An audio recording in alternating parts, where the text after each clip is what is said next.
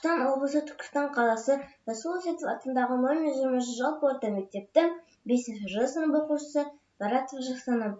Абай Құнанбаев бірінші қара сөзі. Бұл жасқа келгенше жақсы өткіздік пе, жаман өткіздік пе? Әйтеуір бірталай өмірімізді өткіздік. Алыстық, жұлыстық, айтыстық, тартыстық, әурешілікті көре-көре келдік. Енді жер ортасы жасқа келдік. Қажыдық, жалықтық, қылып жүрген ісіміздің баянсызын, байлаусызын көрдік. Бәрі қошылық екенін білдік. Ал енді қалған өмірімізді қайтып, не қылып өткіземіз? Соны таба алмай, өзім де қайранмын. Ел бағу жоқ, елге бағым жоқ.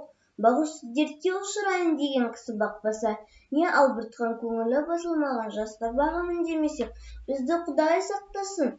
Мал бағу жоқ, баға алмаймын. Балалар өздеріне керегінше өздері бағар.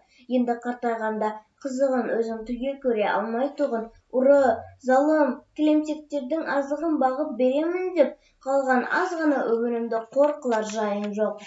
Ғылым бағу жоқ, ғылым бағарға да ғылым сөзін сөйлесер адам жоқ. Білгеніңді кімге үйретерсің, білмегеніңді кімнен сұрарсың? Ерсіз күнсіз де кездемені жайып салып, қолына кезін алып отырғанның не пайдасы бар? Мұңдасып шер тарқатсар кісі болмаған соң, ғылым өзі бір тез қартайтатұғын күйік. Суфылық қылып дін бағу жоқ, ол да болмайды. Оған да тыныштық керек. Не көңілде, не көрген күніңде бір тыныштық жоқ. Осы елде, осы жерде не қылған суфылық? Балаларды бағу жоқ, баға алмаймын.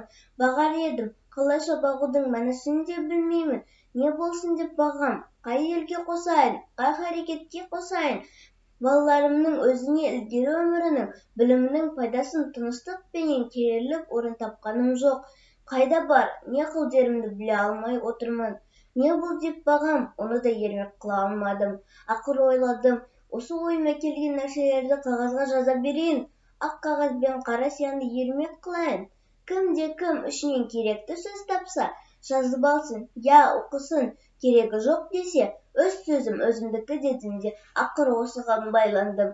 Енді мұнан басқа ешбір жұмысым жоқ.